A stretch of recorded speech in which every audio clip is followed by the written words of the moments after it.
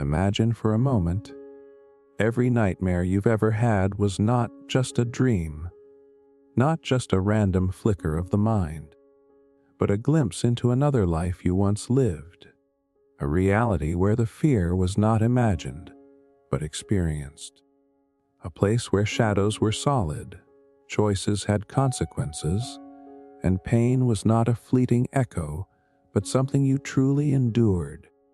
And if that were true, what would it mean about who you are right now? Are you simply one person?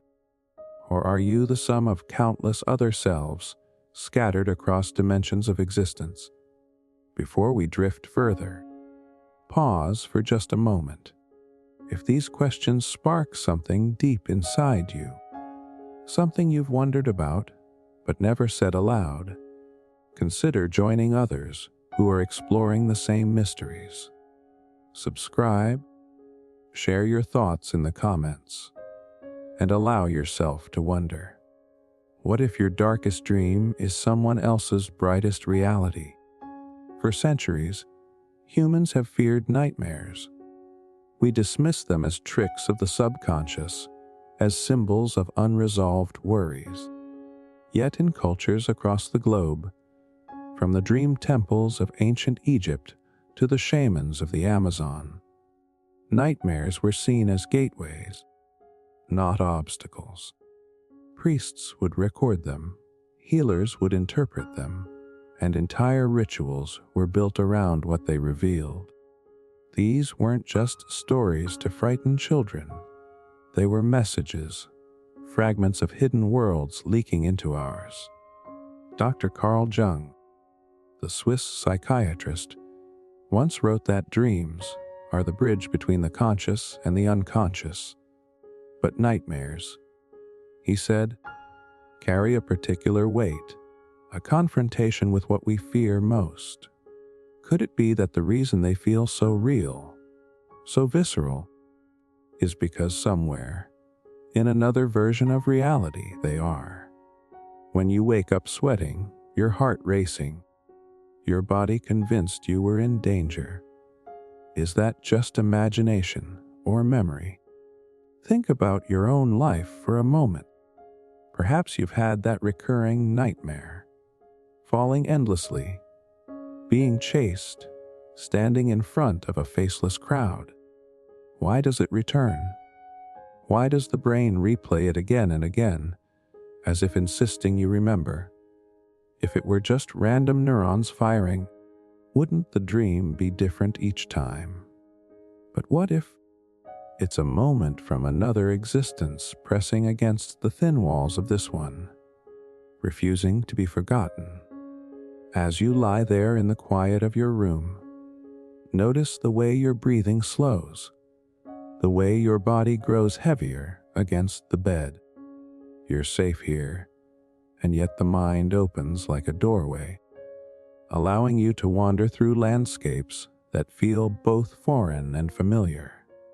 This is where the boundaries blur, where the self you know and the selves you don't meet in whispers, half shadows, and sensations that don't belong to just one lifetime.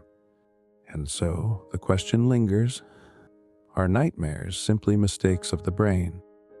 Or are they reminders, proof that you have lived more lives than you can recall? As we move deeper into this journey, allow that possibility to stay with you, like a faint light in the dark, guiding you toward answers that lie just beyond the veil. What if the nightmares that visit you at night were once the waking lives of people long forgotten, lives that belonged not to strangers, but to other versions of you? Imagine closing your eyes and finding yourself in a desert temple thousands of years ago, hearing chants echoing through stone corridors, or standing on a mountaintop where priests gazed at the stars, convinced that dreams were messages from other realms. What if those ancient voices were not gone, but speaking through the restless visions you still experience today? Across civilizations, Nightmares were never dismissed as random illusions. They were treated as profound warnings, sacred glimpses, or evidence of hidden realities. In ancient Mesopotamia, clay tablets dating back over 3,000 years described dreams in meticulous detail. Priests called Baru were trained to interpret them, believing each nightmare could predict the fate of kings and empires. A nightmare of fire might signal the fall of a city, a nightmare of drowning, a ruler's downfall. For them, the dream world was as real as the waking one, and the boundaries between them were thin. In Egypt, dreams were woven into the very fabric of spiritual life. The famous Dream Book, preserved in fragments from around 1275 BCE, cataloged hundreds of dream symbols. It didn't simply classify them as good or bad. It recorded them as direct messages from gods. If you dreamt of teeth falling out, it wasn't random. It was a warning. If you dreamt of speaking with the dead, it was a visitation, not a fantasy. Imagine lying on a reed mat in a dark Egyptian chamber, incense smoke rising, a priest leaning close to whisper, "Your nightmare belongs to another life. The gods are reminding you."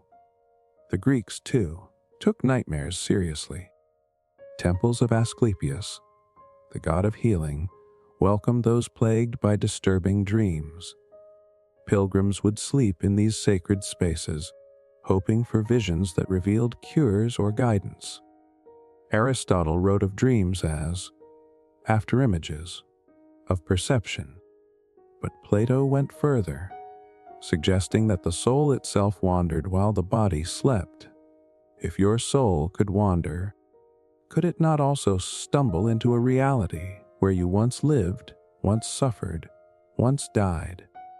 And then, across the ocean, the Maya built an entire cosmology around dreams. Nightmares were seen as journeys into the underworld, guided by ancestral spirits. They did not believe you were simply imagining fear. You were traveling, experiencing, and sometimes battling forces beyond this world. Shamans trained for years to navigate these dreamscapes, to rescue those trapped in terrifying visions. To them, nightmares were not failures of the mind, but proof of its immense power. Now pause, think of your own dreams.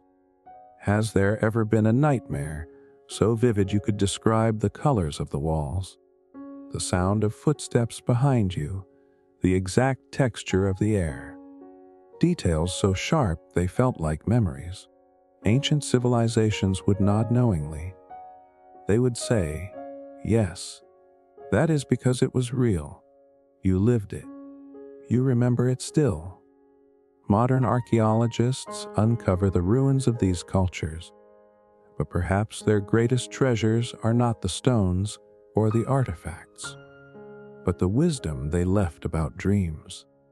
From the cuneiform tablets of Babylon to the hieroglyphs on Egyptian papyri, from the carved stelae of the Maya to the writings of Greek philosophers, everywhere the same truth emerges. Nightmares are not meaningless. They are maps, records, portals. As you drift deeper into this journey, allow yourself to feel the continuity, as if your mind is connected by invisible threads to those who walked the earth long before you. Their temples may lie in ruins, but the dream worlds they explored still exist. And every time you close your eyes at night, you are walking the same paths they once did. So the question remains, if ancient civilizations were right, if nightmares are glimpses into alternate lives, then who were you thousands of years ago? And more importantly, who might you still be right now in another world running parallel to this one? What if the nightmares that haunt your nights have already been explained, not by modern science, but by the sages, mystics, and teachers who lived centuries before us. What if the very texts you thought were metaphors are actually blueprints, showing how dreams are not shadows of the mind, but alternate lives playing out in hidden realms? In the East, the Upanishads, ancient Indian philosophical writings, spoke of swapna, the dream state, as one of 4 fundamental states of consciousness. To them, dreams were not lies, not mere images, but a dimension where the self explored realities beyond the body.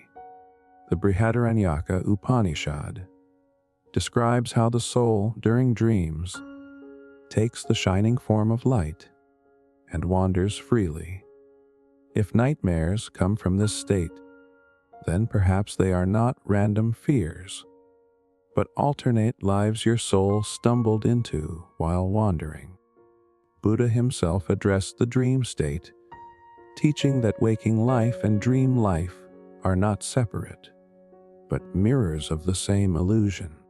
In the Diamond Sutra, the famous line reads, "This fleeting world is like a dream, an illusion, a bubble, a shadow." Imagine what that means for nightmares. If the world you are in right now is already dreamlike, then what makes the nightmare less real than this? Could it be that both are simply different rooms in the same house of existence? The Sufis of the Islamic tradition also carried a profound understanding of dreams. Ibn Sirin, a renowned scholar from the 8th century, compiled one of the most famous dream interpretation texts in history.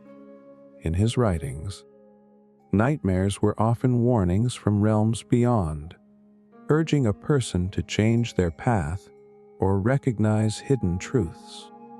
The Sufis believed the soul could ascend or descend in dreams, reaching either divine inspiration or terrifying visions. And if you have ever woken up from a nightmare gasping for air, heart racing, you know the feeling of having been somewhere you shouldn't have gone. Christian mystics, too, wrestled with the meaning of dreams.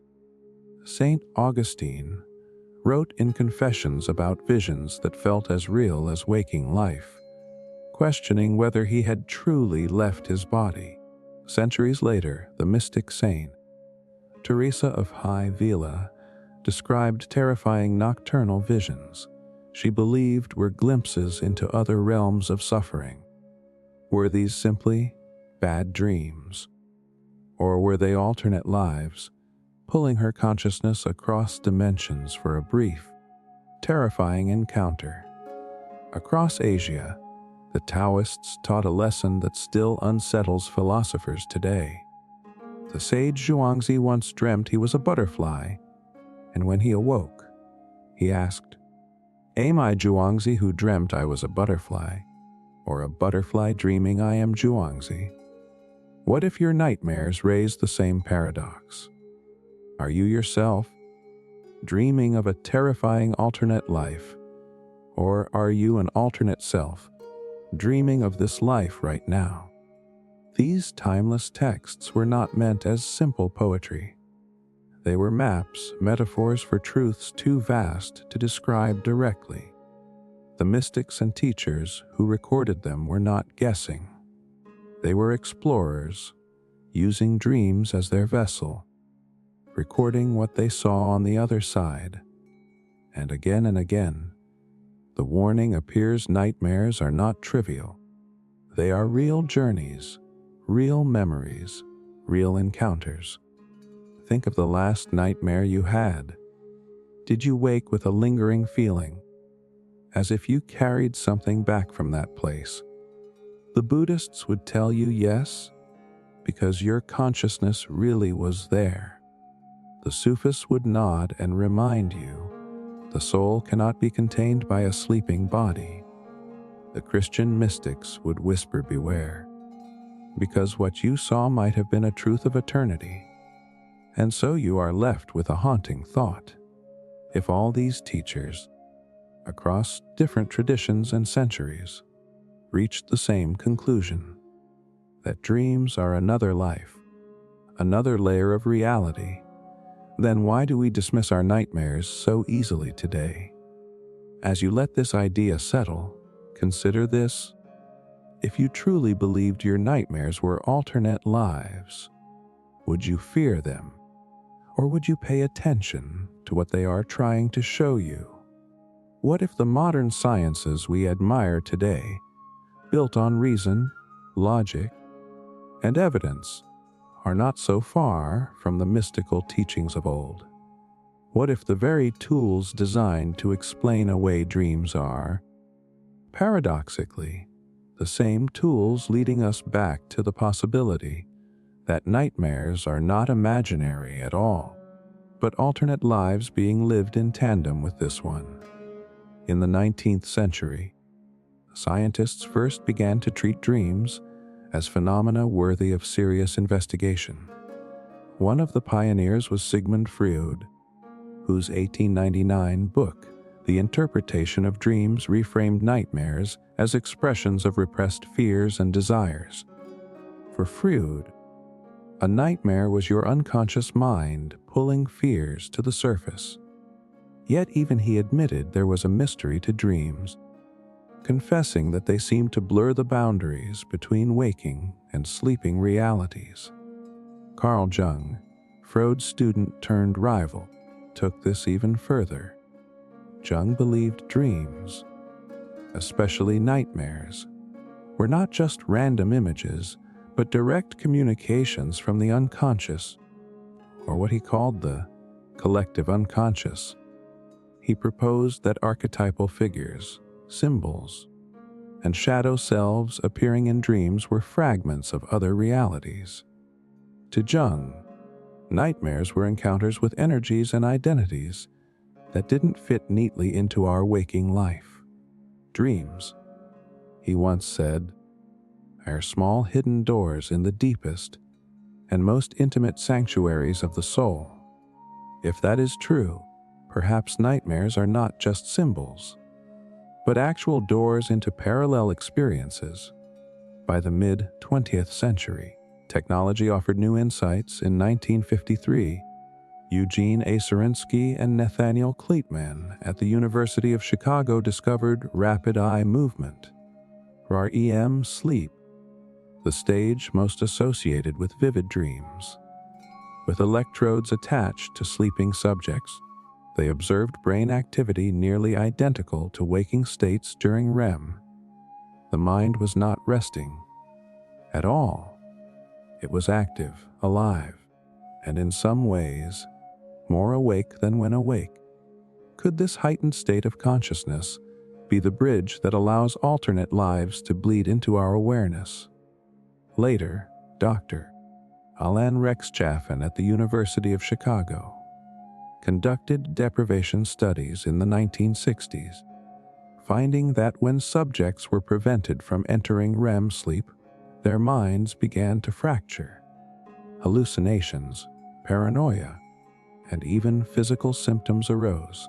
The conclusion: dreaming isn't optional. It is a biological necessity. But why? If dreams were mere nonsense, why would nature insist we spend a third of our lives in them? The survival level importance of dreaming suggests something deeper, that perhaps our existence is incomplete without these nightly journeys into other worlds. Neuroscience, too, has uncovered startling overlaps. In the early 2000s, researchers using functional MRI observed that during nightmares, the amygdala, the brain's fear center, flares intensely, while regions tied to reasoning shut down. The dreamer is plunged into raw experience, stripped of filters. But here is the paradox. To your brain, the nightmare is real.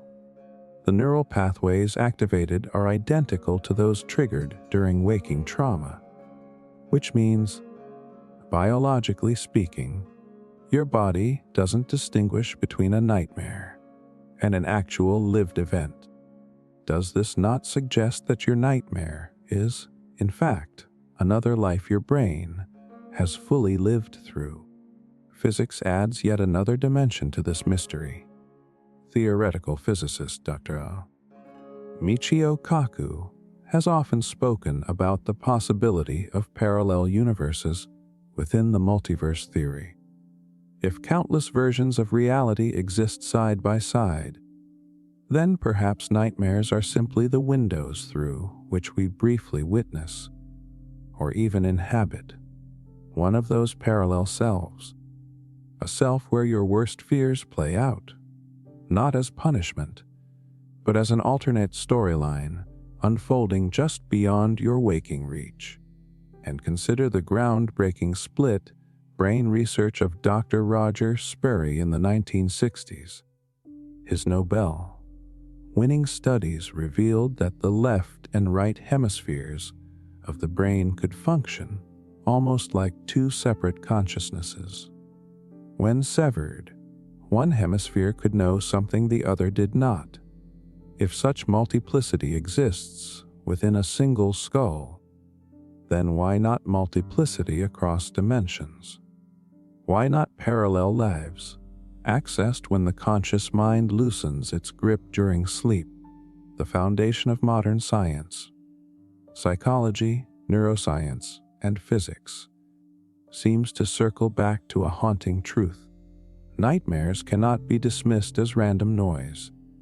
They activate the body, they rewire the brain, they connect to archetypes, and they echo the very theories of multiple realities now entertained by physicists. So here you are, lying in bed, remembering your last nightmare. Science would say your brain was alive, activated, living an event as real as anything you've done today. The mystics would say you crossed into another existence.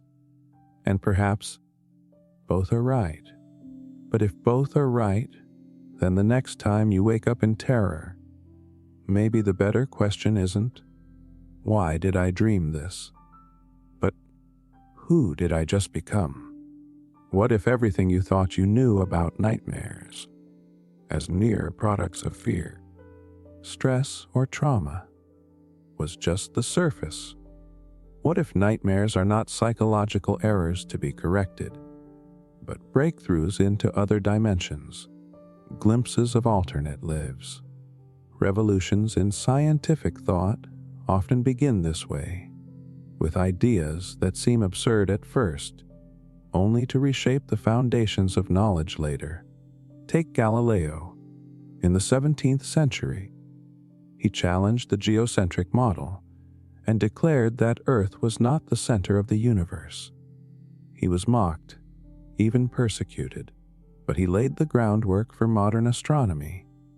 What if, today, dismissing nightmares as random brain noise is our version of the old geocentric mistake?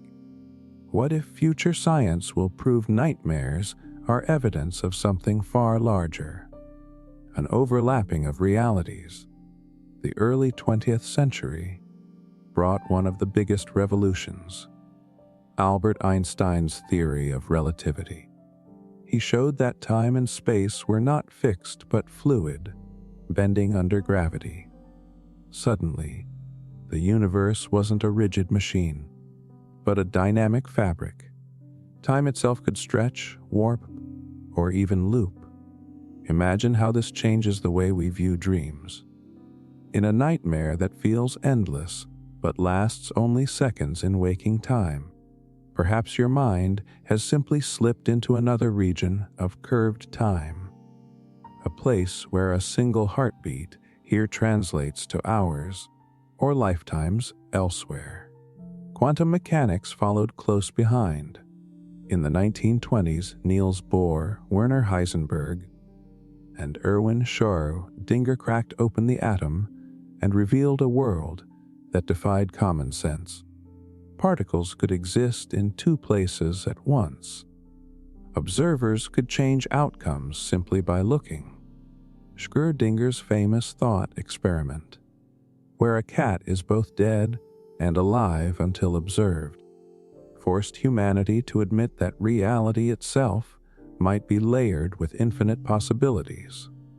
Now consider your nightmare. In one timeline, you are being chased. In another, you escape. Both versions exist. Your consciousness, like Schrodinger's cat, may have simply slipped into the darker branch of probability. Then came the cognitive revolution of the mid-20th century. Psychologists began shifting away from behaviorism, which treated humans like simple stimulus response machines. Instead, they embraced the mind as an information processor. Dreams, once seen as meaningless, became valuable data. Dr. Rosalind Cartwright, known as the Queen of Dreams, spent decades researching nightmares in the 1980s and 1990s. Her studies revealed that nightmares often mirrored unresolved conflicts, but also acted as simulations, preparing the dreamer for real life challenges. If dreams simulate reality, what stops them from simulating alternate realities? Or better yet, what if they are those realities? Another revolution came from the study of consciousness itself. Philosopher David Chalmers called it the hard problem of consciousness, the question of why subjective experience exists at all. If the brain is just a machine, why should it feel like something to be you, right now, listening, imagining? Consciousness refuses to be explained away, and many now believe it is not an accident of biology, but a fundamental property of the universe. If so, nightmares may be consciousness traveling beyond the brain, into spaces science has only begun to imagine. Even the field of physics is not immune to paradigm shifts. In recent decades, the concept of the multiverse has gained traction. Physicists like Dr. Brian Greene and Dr. Max Tegmark suggest that infinite universes may exist, each with its own laws, outcomes, and versions of you. If this is true, then nightmares may not be generated by your brain at all. They may be transmissions, experiences bleeding in from other versions of your existence. A revolution in thought might reframe nightmares not as malfunctions, but as travel logs from other timelines.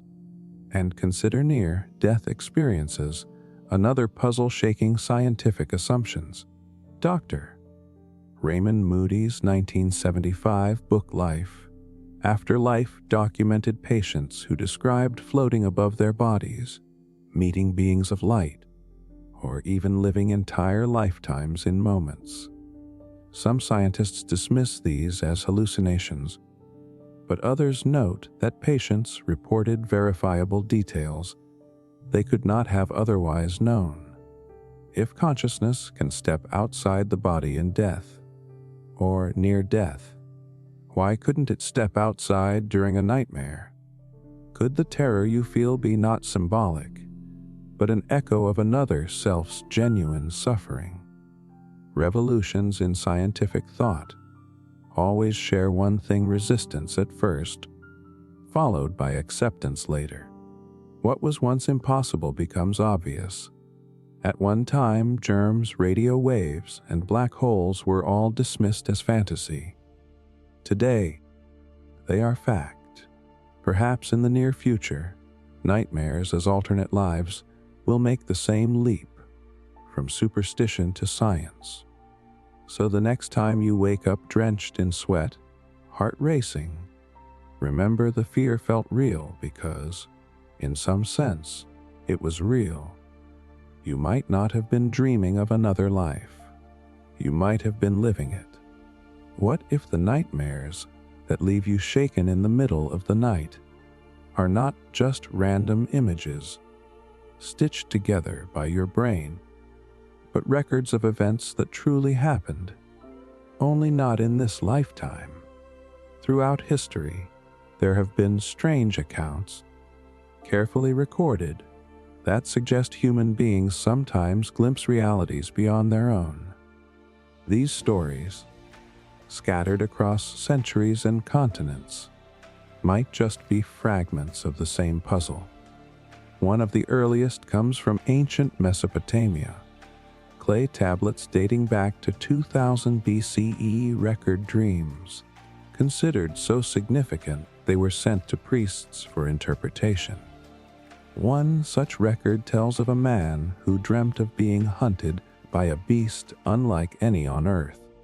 He woke terrified, only to die within days from a sudden, unexplained illness.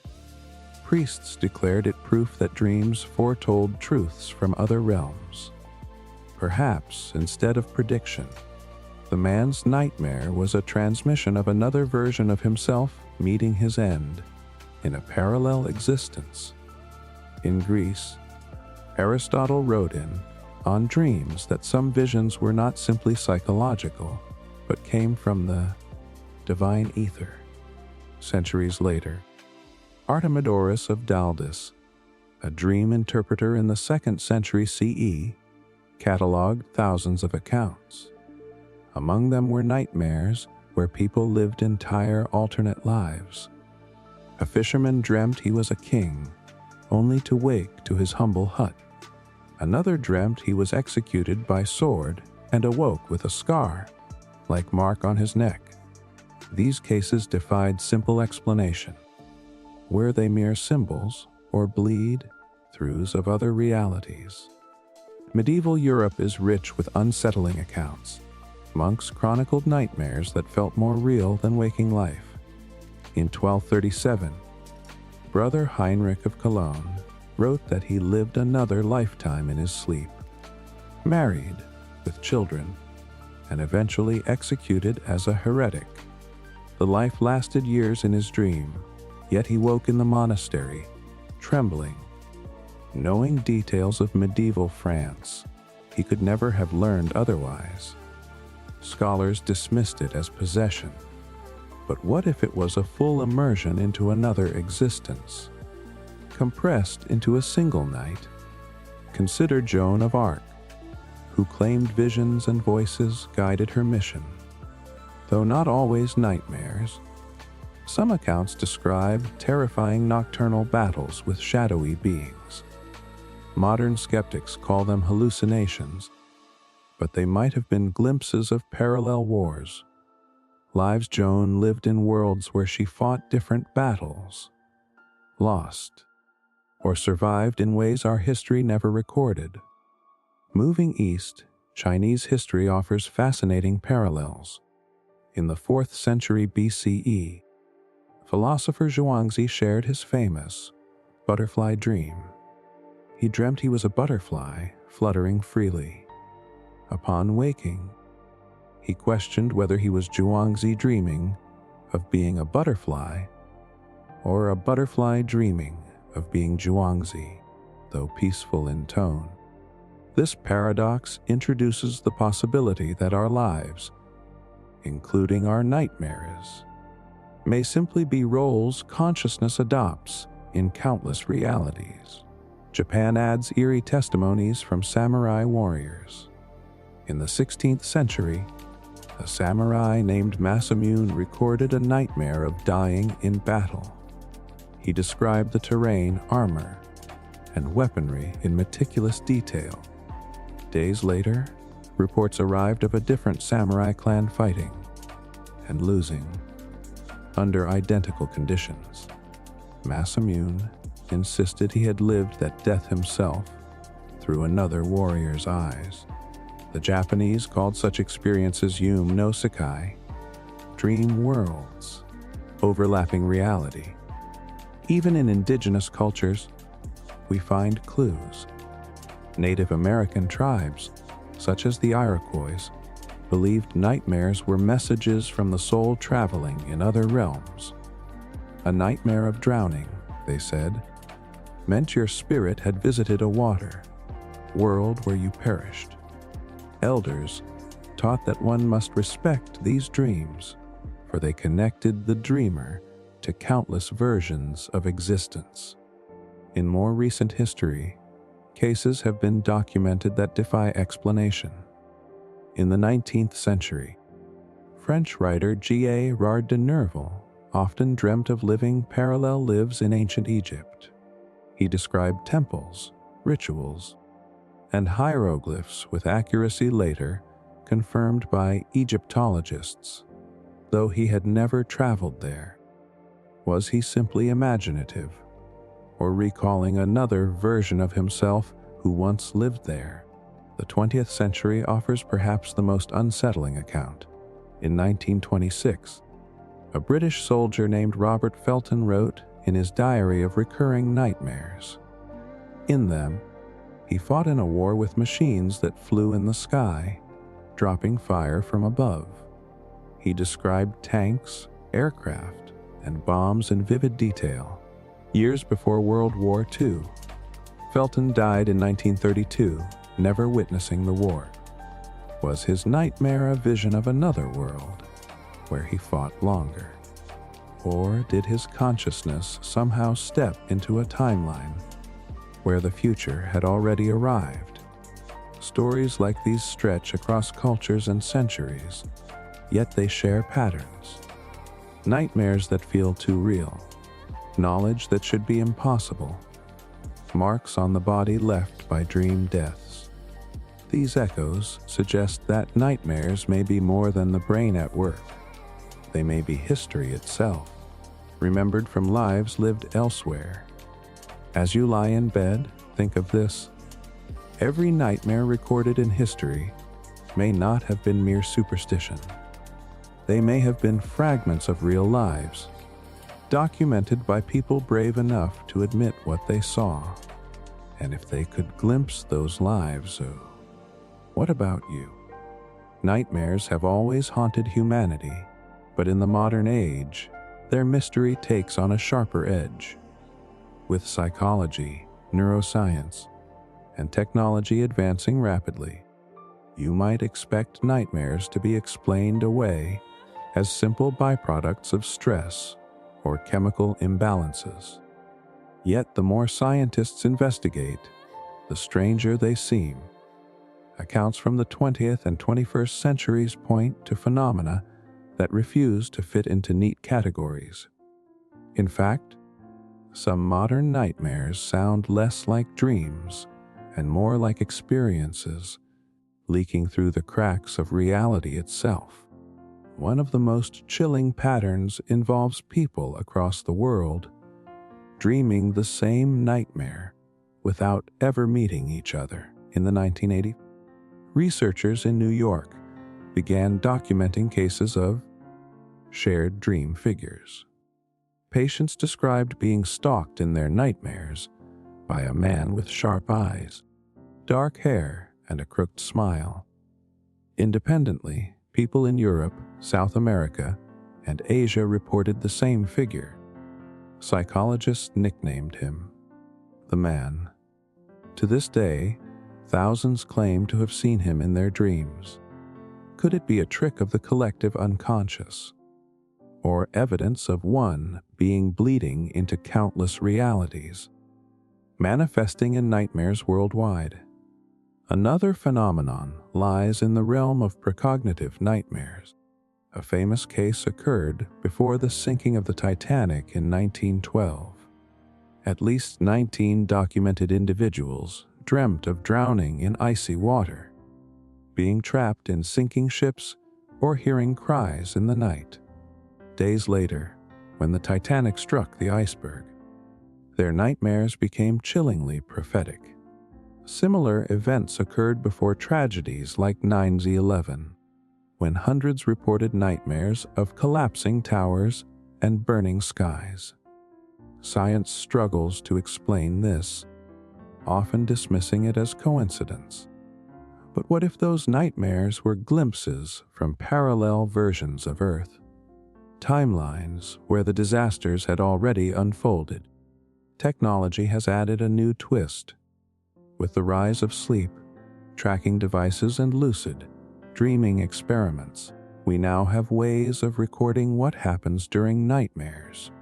In 2014, researchers in Germany conducted an experiment where lucid dreamers were instructed to move their eyes in specific patterns during nightmares to signal they were aware. Astonishingly, the signals were recorded at the exact moment the dreamer described terrifying events after waking. One subject reported being attacked by a shadow figure. His brain scans showed surges of activity in areas linked with real physical threat detection, as though he were truly in danger. Could nightmares be more than imagination? Actual experiences encoded in the brain as reality. Modern sleep studies also show bizarre physical evidence. Sleep clinics have recorded patients waking from nightmares with burns, scratches, or bruises that were not present before sleep. Doctors call this psychosomatic manifestation, but some cases defy easy dismissal. In Brazil, a woman reported recurring nightmares of being strangled. She awoke one night with deep red marks around her neck, as though invisible hands had left an imprint. Medical tests showed no signs of self-harm. Was she attacked by her own subconscious, or by something that reached across from another reality? Consider the phenomenon of sleep paralysis. Millions experience it waking to find themselves frozen, unable to move, while shadowy figures hover in the room. Skeptics call it a misfiring of the brain during the transition from REM sleep. Yet accounts are eerily consistent across cultures. People describe the Het Man, a tall figure with a brimmed hat, standing at the foot of the bed, radiating menace. Others report being dragged from their beds into terrifying dreamscapes. The consistency suggests it is not just a neurological glitch. What if sleep paralysis is not paralysis at all, but a moment when consciousness slips between dimensions, leaving you vulnerable to whatever lurks on the other side? In recent decades, nightmares have even crossed into technology itself. Some people claim to encounter the same imagery in their dreams after spending time in virtual worlds. Gamers describe seeing digital landscapes during nightmares, yet altered with horrifying distortions. Monsters hidden in code, corrupted versions of familiar characters. A few researchers speculate the brain may be merging real experiences with dream realms, creating hybrid realities. But if consciousness is not bound to one universe, could our growing digital landscapes be giving it new places to bleed into? The most unsettling accounts come from ordinary people whose nightmares leave permanent changes. In 2009, a man from London dreamt repeatedly of being in a car accident. The nightmares grew vivid, the sound of metal twisting, the sight of blood on shattered glass. Weeks later, he survived an actual car crash, yet emerged with scars in the exact places he had seen in his dreams. Doctors could not explain how the body could map injuries from a dream before they occurred. Unless, of course, those nightmares were experiences lived in another reality that bled forward into his own. Perhaps the strangest twist is how many of us share these modern nightmares. Studies show that nightmares of falling, drowning, or being chased are nearly universal. Why would billions of brains across cultures invent the same terrifying images? One possibility is evolutionary psychology. Our ancestors feared predators and heights. But another explanation is far more chilling.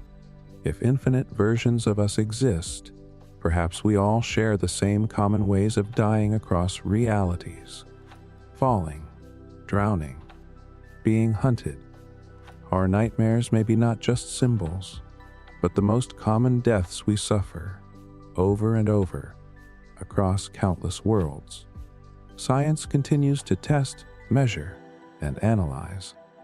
But the more data we collect, the harder it becomes to dismiss the possibility that nightmares are more than just dreams.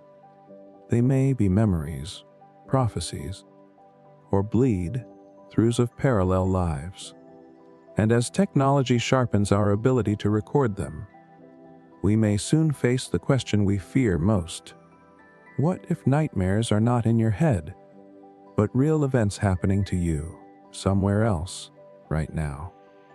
Imagine, for a moment, that every nightmare you've ever had wasn't just a dream, but an event unfolding in another universe.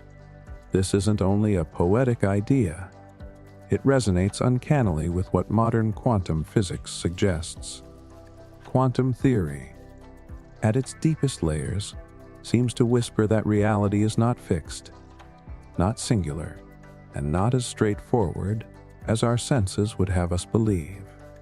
Instead, it is riddled with paradoxes, mysteries that stretch logic to its breaking point, leaving us standing at the edge of something vast and incomprehensible. Take the double-slit experiment, first performed in 1801 by Thomas Young and later refined with modern technology. Shine particles of light, or even electrons, through two slits, and they behave like waves, creating an interference pattern. But when you observe them, when you simply look, they snap into acting like particles. The act of watching changes the outcome. This suggests consciousness itself might shape reality. If observation can alter a particle's state, could your act of dreaming be another form of observation? One that brings entire alternate realities into focus, if only for a fleeting moment. Physicist Dr. Hugh Everett Athury proposed the many worlds interpretation in 1957. Instead of collapsing into one result, the universe branches. Each choice, each quantum event, splits into multiple realities. In one, you wake from your nightmare unharmed. In another, you do not. In yet another, you never wake at all. Nightmares may be those moments when your consciousness strays into a neighboring branch, experiencing the outcomes you never lived in this world, but which exist nonetheless. Then there is the puzzle of quantum entanglement. Einstein called it spooky action at a distance. Two particles, once linked, remain connected no matter how far apart. Change the state of one, and the other shifts instantly, even across galaxies. Experiments in 2015 at Delft University in the Netherlands closed the last major loopholes, confirming entanglement as a real and measurable effect. Now consider your mind, a network of neurons firing with quantum activity at microscopic scales. Could it be entangled with other versions of yourself? Could a nightmare be the echo of your entangled twin, living through tragedy while you simply dream the memory of it?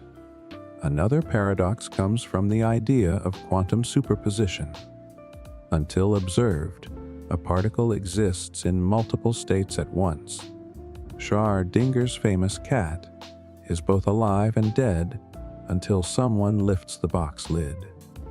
Extend this to consciousness, could you, at night, slip into the superposition of your many selves, briefly tasting their lives? When you wake, your brain collapses the probability wave, leaving only fragments behind. Nightmares that feel irrational because they belong to experiences not truly yours, but also not entirely separate. Quantum theory also hints at the strange role of probability. In our daily lives, probability feels like chance, rolling dice, flipping a coin. But at the quantum level, probability shapes existence itself. The universe doesn't decide outcomes until interaction occurs. What if nightmares are probabilities we almost lived? Realities where the dice landed differently. You survive an accident here, but elsewhere you don't. Your mind, sensitive during sleep, brushes against the shadow of what could have been, and you wake trembling. Modern researchers are daring to test these boundaries. In 2019, scientists at the University of Vienna created tiny objects, nanoparticles, suspended in quantum superposition. It was one of the largest objects ever placed in such a paradoxical state, and it worked. This suggests that quantum strangeness doesn't stop at atoms. It scales upward. If particles, and perhaps even molecules, can exist in multiple realities, what stops entire consciousnesses from doing the same? And yet, paradoxes deepen. Some physicists speculate that observation doesn't just collapse possibilities, but creates entirely new ones. Each dream, each nightmare, may not be a glimpse into an existing world, but the very act of experiencing it may bring that world into being. If true, then your nightmares are not echoes of another life. They are lives spun into reality because you dreamed them. Pause here. Consider what that means. Every time you dream of falling, drowning, or being chased, somewhere a version of you truly falls, drowns, or is hunted. Your mind doesn't just witness. It participates in creation. In this sense, nightmares are not punishments, but the price of consciousness existing in an infinite quantum sea. Of course, skeptics argue these interpretations stretch beyond what physics can truly support. They remind us that quantum mechanics is math, not metaphysics. And yet, even Einstein, even Bohr, even Feynman admitted that the implications defy ordinary logic. If the brightest minds in science throw up their hands and say, "This is stranger than we can explain," perhaps it is not so unreasonable to imagine that the landscapes of our nightmares are simply the physics of the quantum realm, rendered into images we can barely comprehend. So as you drift deeper into sleep, ask yourself, are you simply a dreamer, inventing fears in the dark recesses of your mind? Or are you, in those fragile hours of night, a traveler across paradoxes, an explorer glimpsing the impossible realities quantum mechanics has been pointing toward all along? What if reality itself is nothing more than a shifting probability? Not a fixed stage where events unfold predictably, but a vast ocean of possibilities, with each moment collapsing into one outcome, only when you experience it. This idea sounds like philosophy, but in truth, it is the beating heart of quantum mechanics. Reality and probability are intertwined, like two sides of the same coin, and understanding their relationship may unlock why nightmares feel so disturbingly real. Consider the very act of tossing a coin. You know it will land either heads or tails, but until it settles, its future outcome is uncertain. Now magnify that uncertainty to the entire universe. At every second, countless coins are being tossed at the quantum level, from the spin of an electron to the decay of a radioactive atom. Each possibility exists, not as fantasy, but as a real potential waiting to unfold.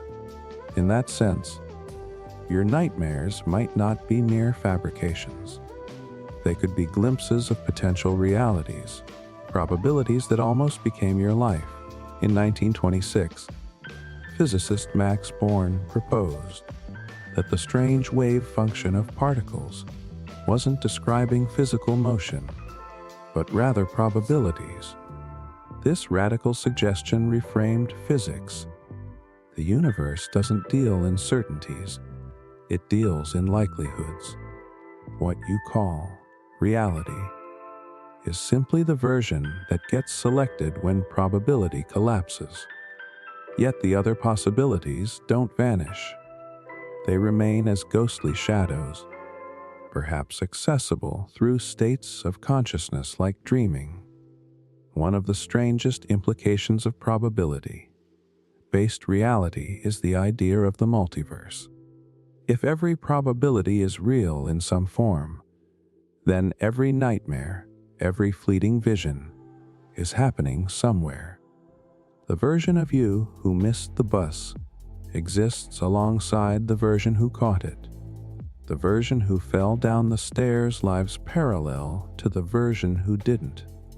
And in the quiet of sleep, when your conscious mind relaxes, your awareness may drift between these probabilities, momentarily inhabiting them.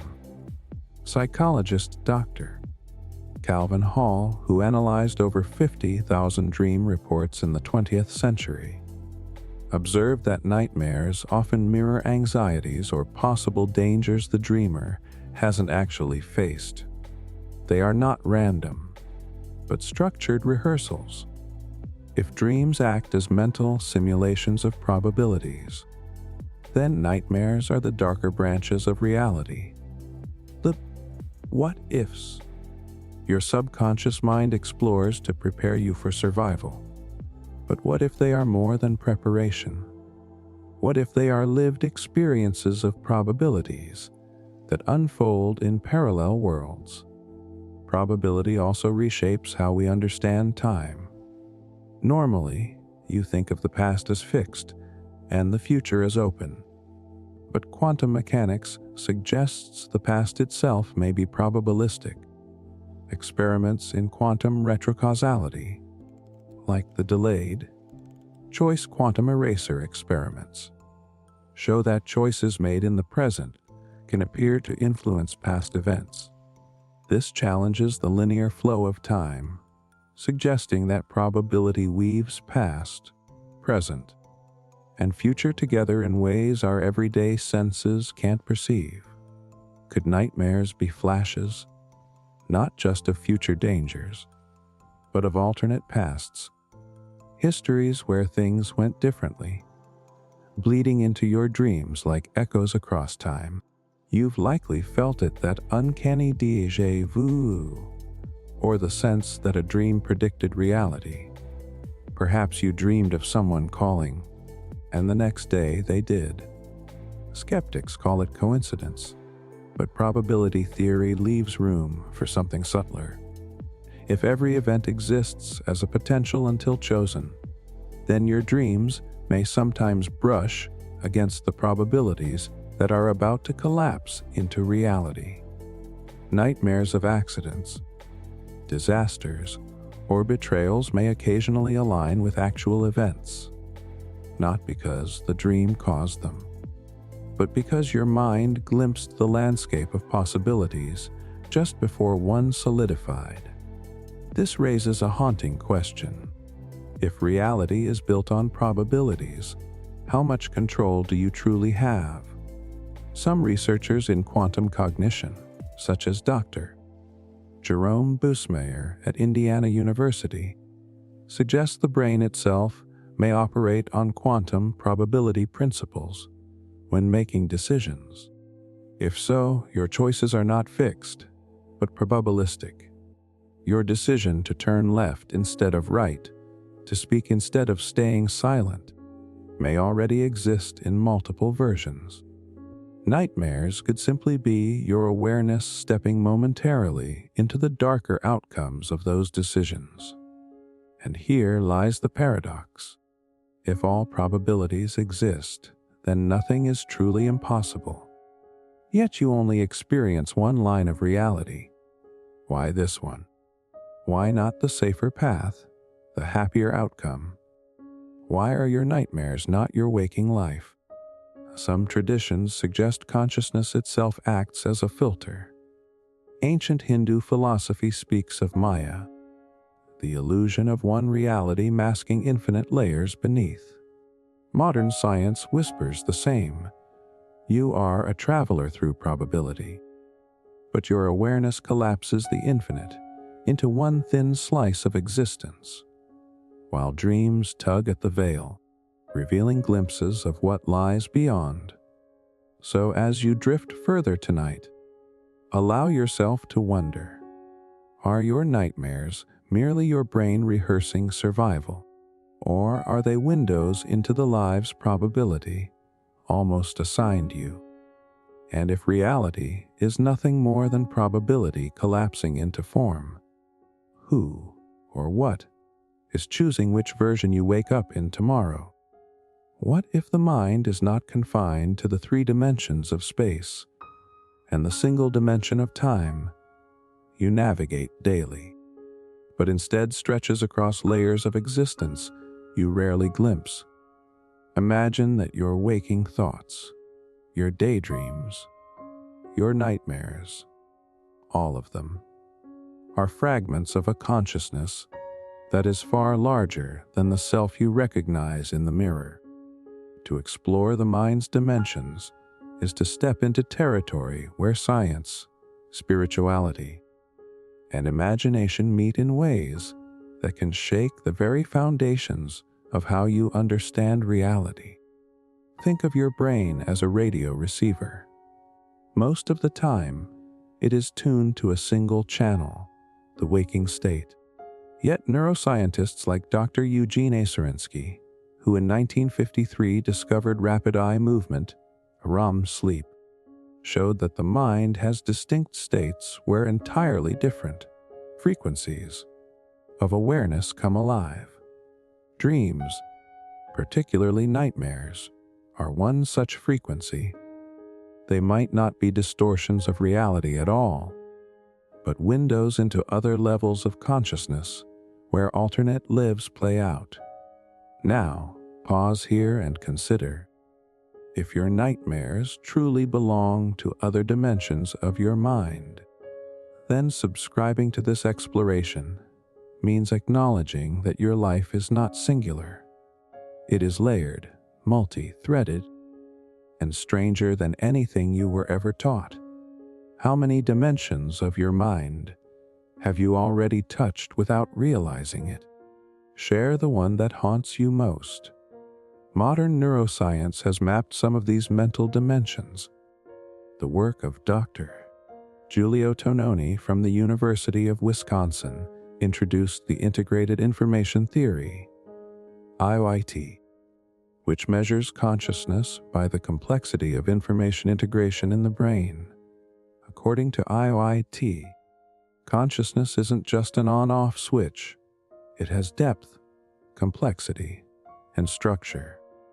This means that your mind may already be inhabiting multiple dimensions of awareness simultaneously, even if your waking perception captures only a narrow slice. But scientists are not the only ones who spoke of hidden dimensions of the mind. The Tibetan Book of the Dead, written over 1,000 years ago, describes the Bardo states, intermediate dimensions the soul passes through after death and during dreams. The parallels are striking. Both modern neuroscience and ancient wisdom recognize layers of consciousness that operate beyond the ordinary. Nightmares, within this framework, may not be random at all. They could be passages into these bardo, like dimensions, rehearsals for journeys your soul takes every night. Picture a scenario. You dream of drowning.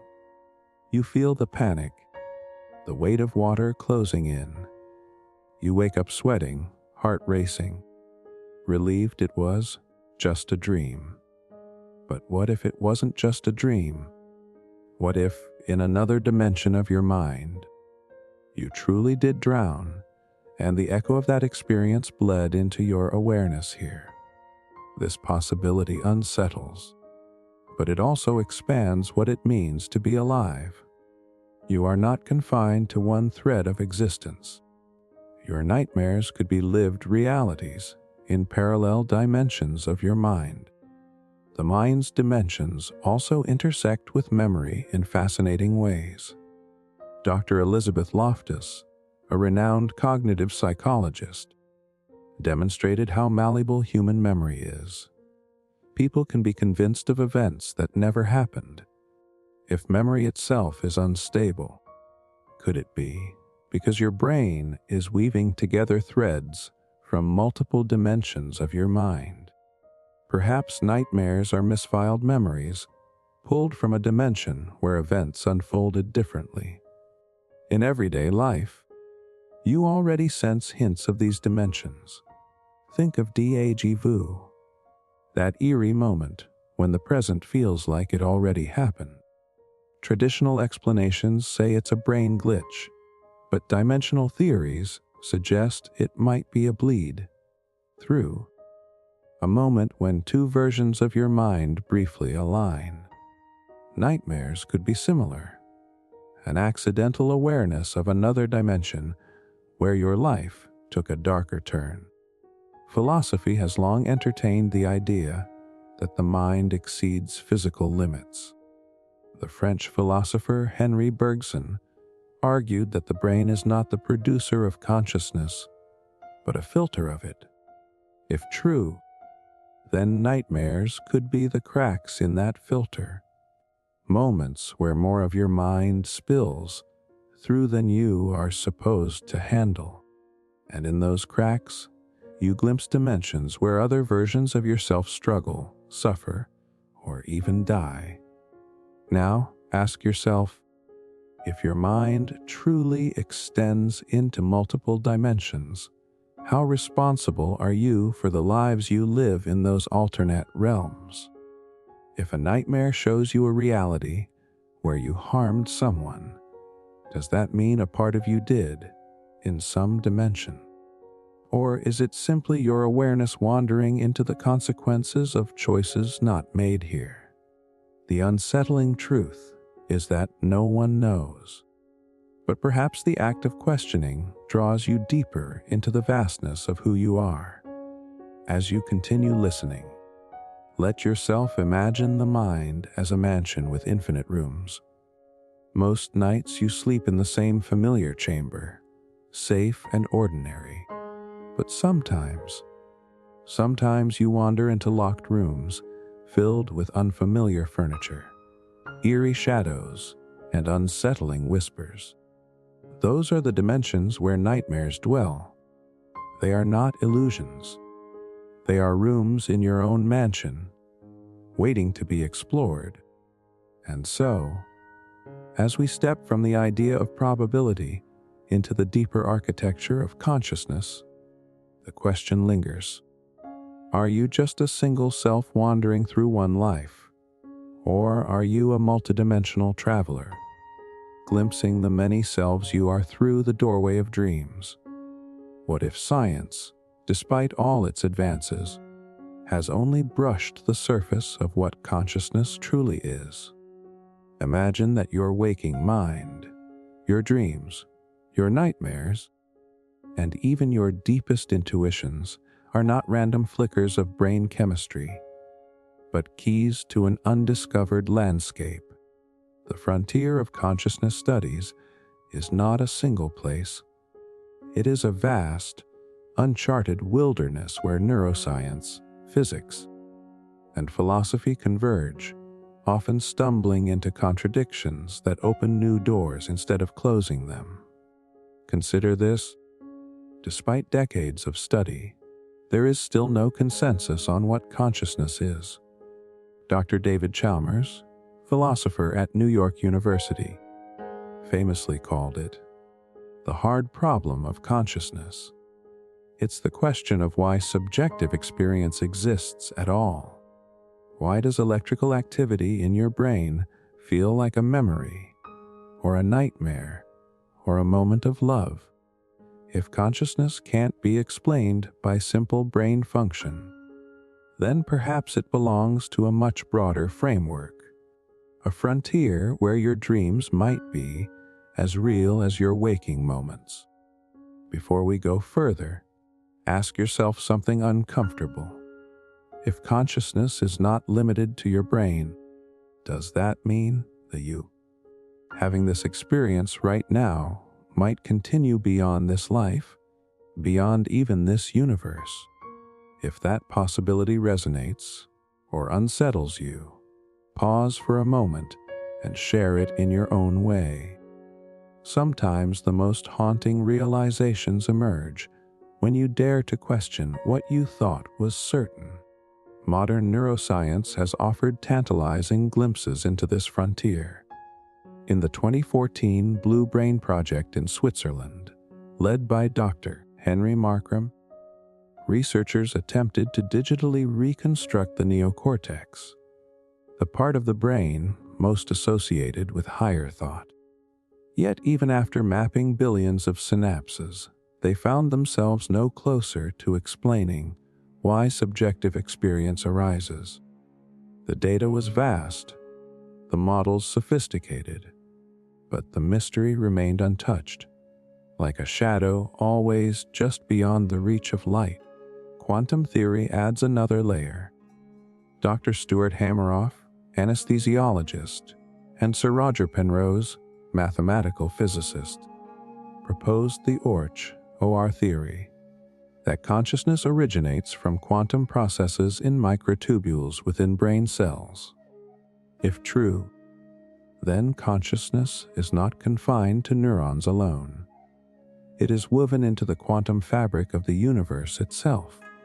This means your nightmares may not just be neural firings, but resonances of consciousness echoing across the quantum field. But the frontier is not only about theories. It is about strange, lived experiences that challenge them. Near-death experiences, CNDEs, for example, occur when people report vivid, structured consciousness even when their brains show no measurable activity. Dr. Sam Parnia from NYU conducted the awareness during resuscitation, a BIR study where cardiac arrest survivors reported awareness and memories during periods when they were clinically dead. How can this be explained if consciousness is only a product of brain function?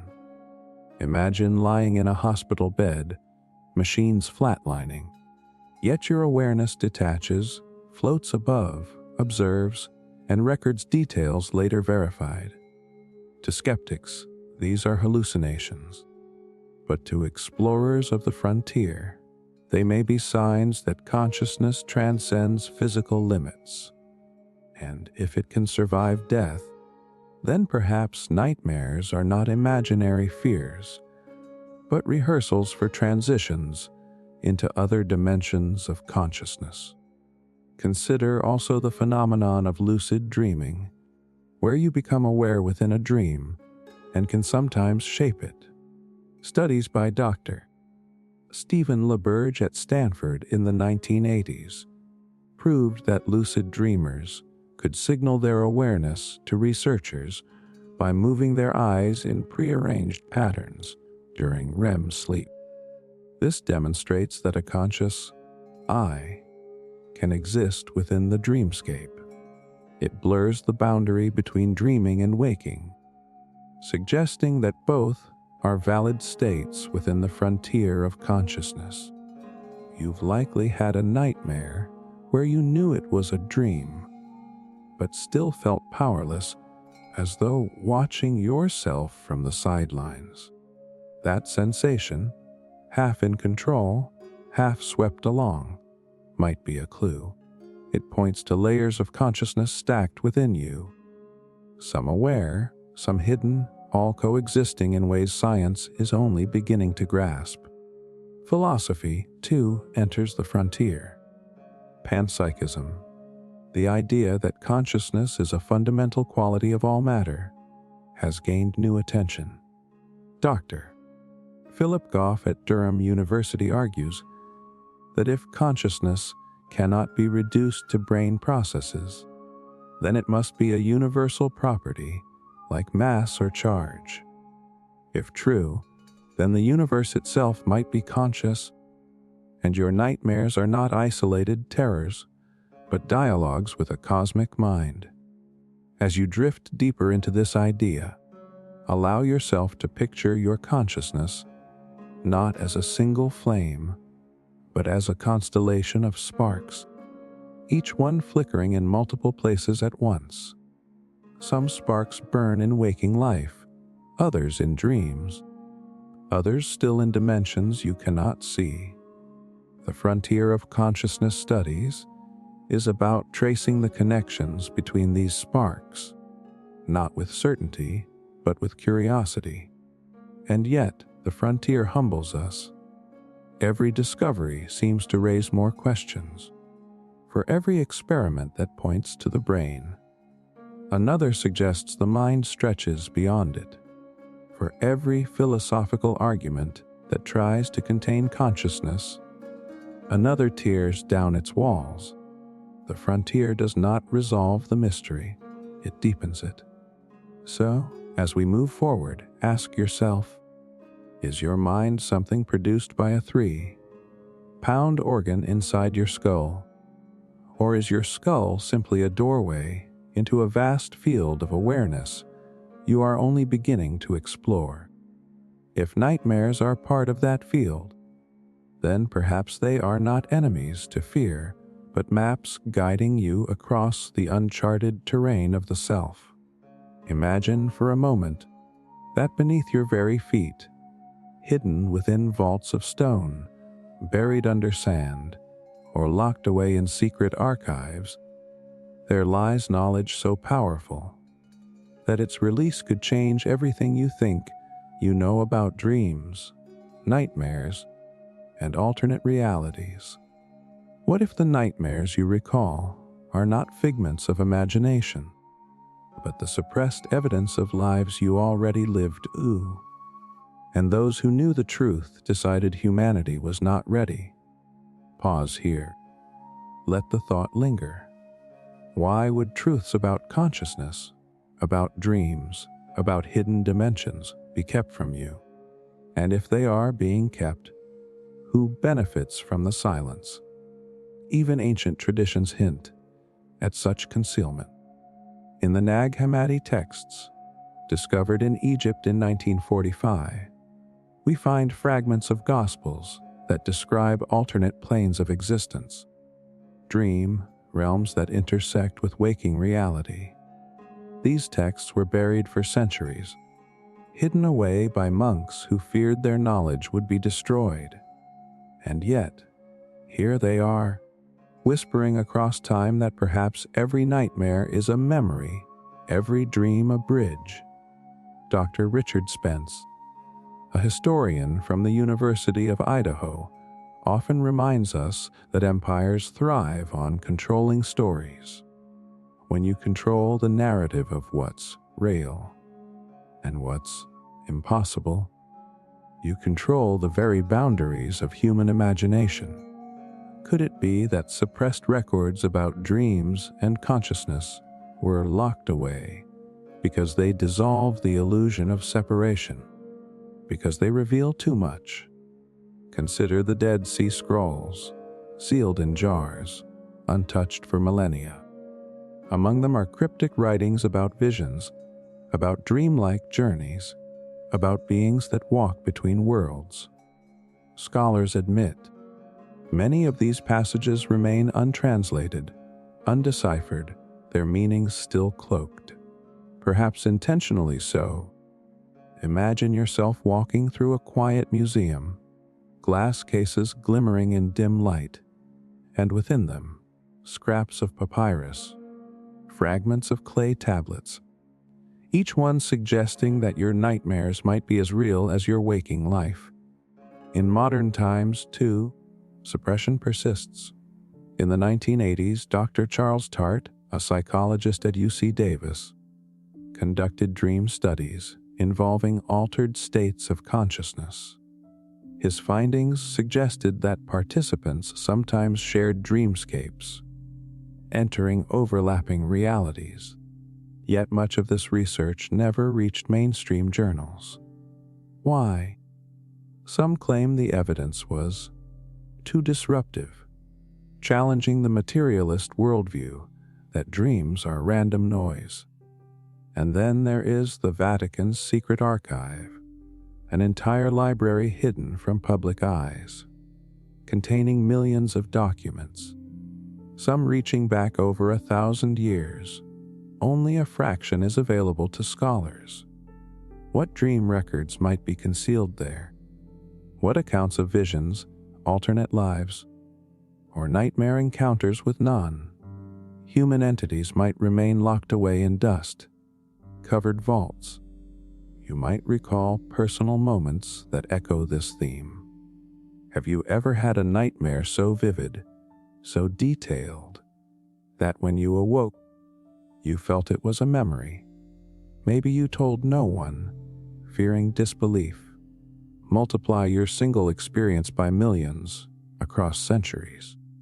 Entire civilizations might have recorded these stories, only for them to be hidden, burned, or rewritten. Think of the Mayan codices. Of the thousands once in existence, only 4 remain. The rest were destroyed during Spanish conquests. Imagine what those books might have told us about dream navigation, about the underworld journeys of the soul, about nightmares as training grounds for alternate lives. Knowledge erased, future stolen, and yet fragments surface. Dr. Raymond Moody, famous for his work on near-death experiences, wrote in 1975 about patients who described dreamlike passages between lives. His accounts were met with ridicule, but decades later, patterns emerged: recurring symbols, recurring dream landscapes, recurring fears. If so many speak of the same nightmare, places, could they be shared alternate realities that have been deliberately ignored? Allow yourself to drift with this thought. If nightmares are indeed alternate lives you've lived, then somewhere, buried deep in archives, libraries, or even in the subconscious of humankind, there must be records proving it. Records that, if revealed, would collapse the fragile wall between dream and reality. And so the question lingers, not just what has been hidden, but why. Is it protection? Is it control? Or is it the simple truth that humanity, in its current state, cannot yet bear the full weight of knowing it lives multiple lives across multiple realities? Every time it closes its eyes, as you breathe slowly, as your body sinks deeper into rest, remember, hidden truths do not stay buried forever. Dust eventually clears. Water uncovers stone, and suppressed knowledge has a way of rising when the time is right. Perhaps even in your next dream, you will stumble across a fragment of that lost record, a glimpse of a life you once lived, a nightmare that was never just a nightmare. And as you drift deeper, we prepare to look outward again. In the next chapter, we will explore how clues are not only buried, but also hidden in plain sight, waiting for your perception to shift enough to finally notice them. Imagine walking through your daily life, unaware that everywhere you look, fragments of truth are staring right back at you. Street signs, numbers on clocks, familiar faces, even the fleeting details of your nightmares. What if all of them are clues, not hidden in the shadows, but placed in plain sight, waiting for your awareness to shift, waiting for you to finally see? Pause, and let your mind wander. How many times have you dismissed a dream as random, only to see a symbol from it appear the next day in waking life? A pattern, a sequence, a coincidence so sharp that it felt deliberate.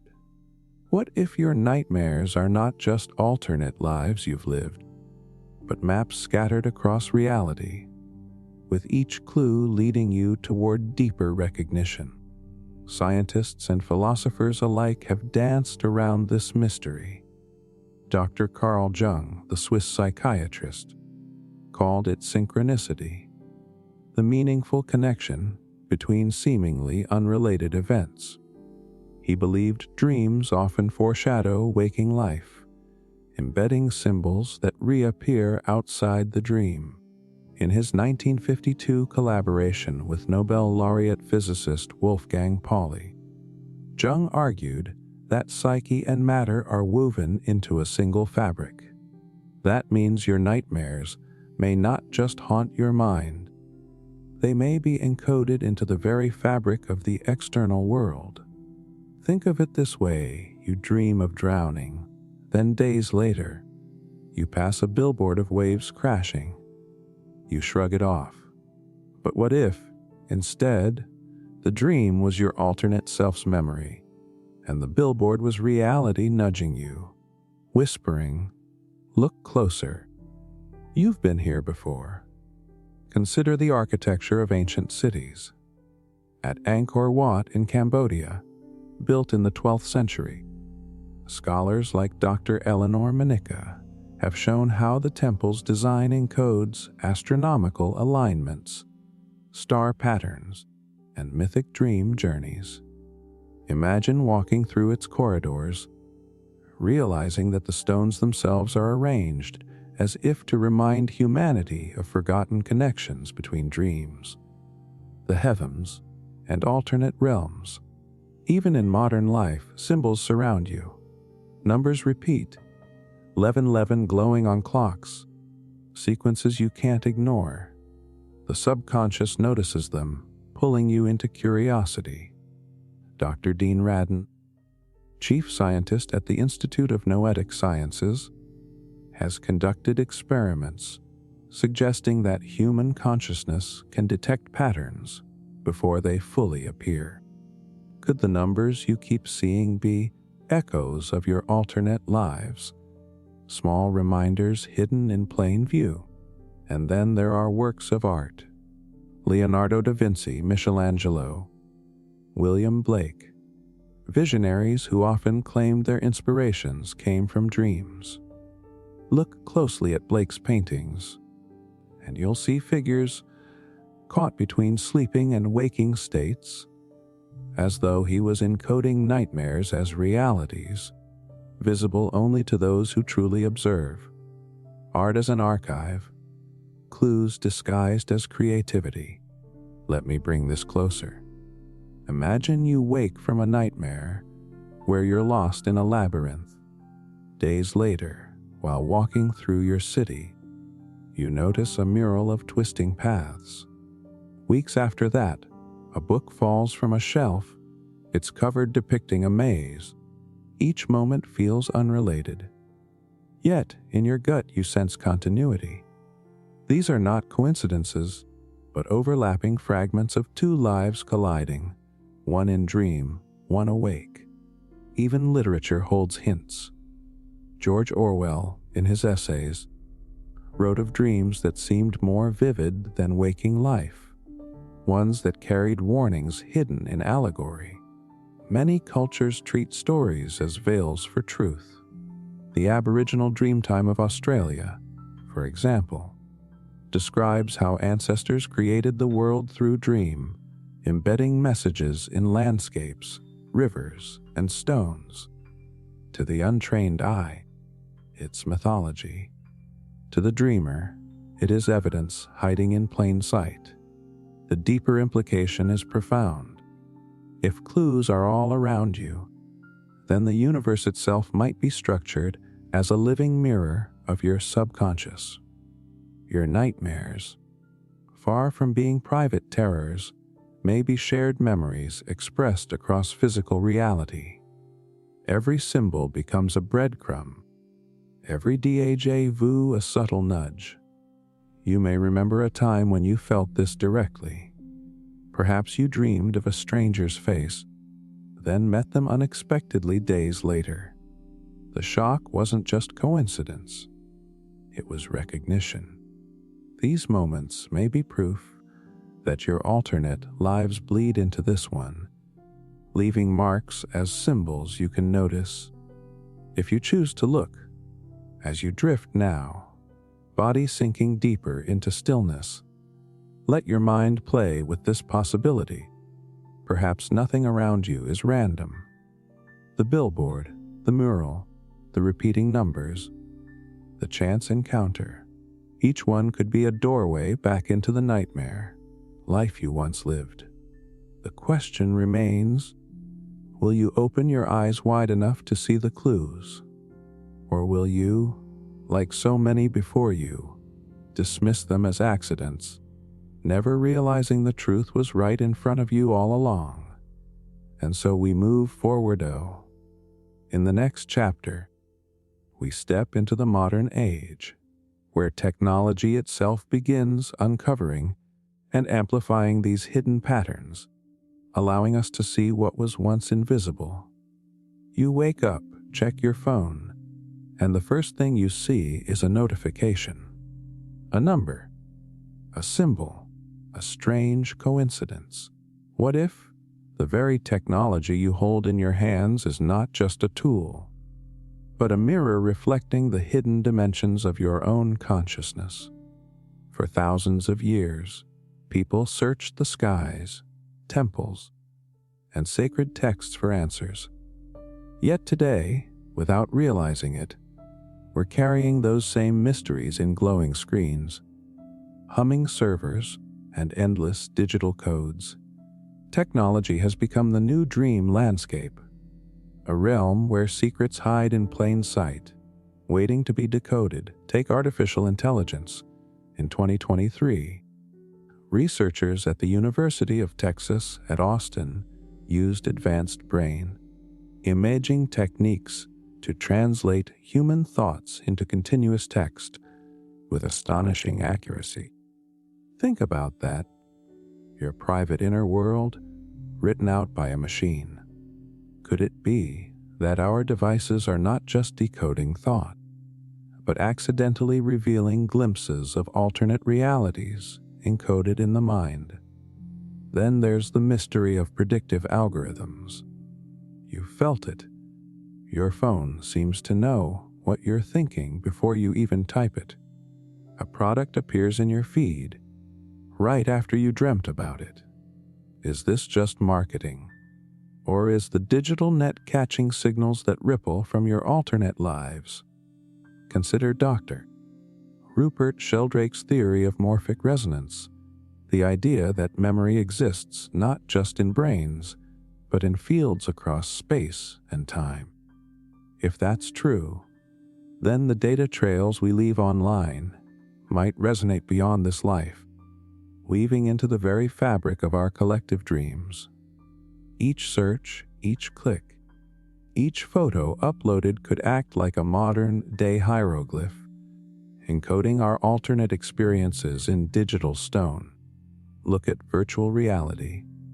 Slip on a headset, and suddenly you're somewhere else, walking, touching, feeling. Neuroscientists like Dr. Mel Slater at the University of Barcelona have shown how the brain quickly accepts these simulated worlds as real.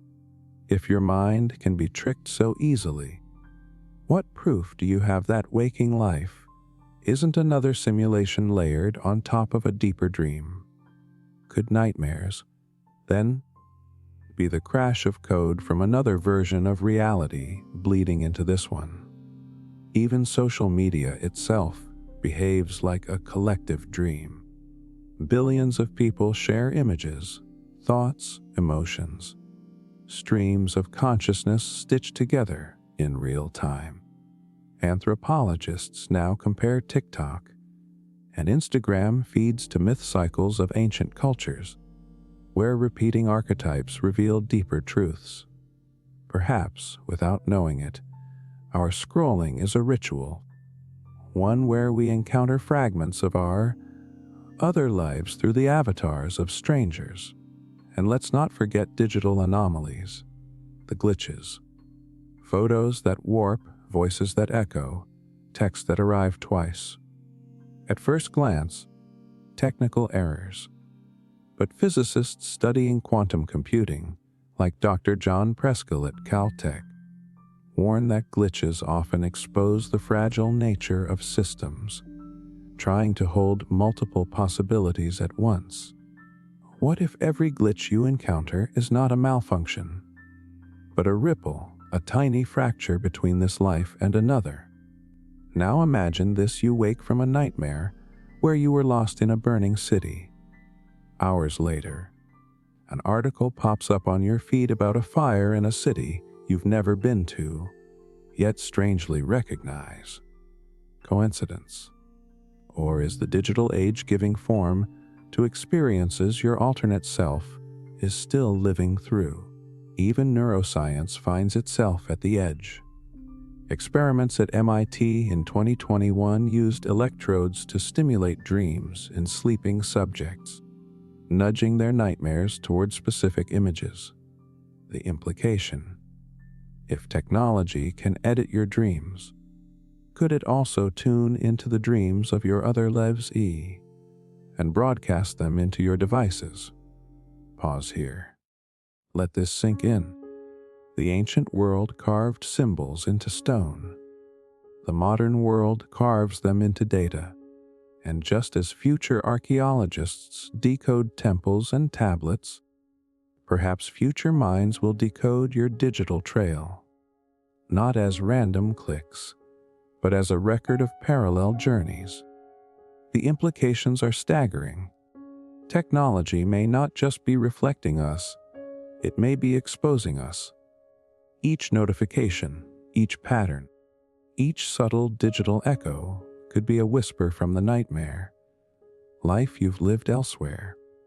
So the question is, the next time your phone predicts your thought or a glitch shatters your screen, will you dismiss it as random code, or dare to wonder if you just brushed against the edges of another self? As you let the thoughts settle, we turn toward the next threshold, where technology no longer just reflects us, but begins to reshape what it means to be human. Stand for a moment at the edge of a cliff. You feel the ground beneath you, but beyond that is open air, vast, unknown, filled with possibility. This is where humanity now stands with technology. We've built tools that extend our minds, our memories, our bodies. But at the edges of innovation, something strange begins to emerge. It feels less like invention and more like revelation. Consider quantum computing. In 2019, Google announced quantum supremacy, claiming their processor solved a calculation in minutes that would take classical computers thousands of years. Yet what many don't realize is that quantum machines don't calculate in straight lines. They swim in probabilities, exploring countless paths at once. Some researchers whisper, when a quantum computer runs, is it merely processing or reaching across into parallel versions of reality to borrow their outcomes? Dr. David Deutsch, one of the pioneers of quantum theory at Oxford, has long argued that quantum computation may literally draw upon alternate universes. If he's right, then our newest machines aren't just tools. They're portals, silently weaving together the threads of many lives.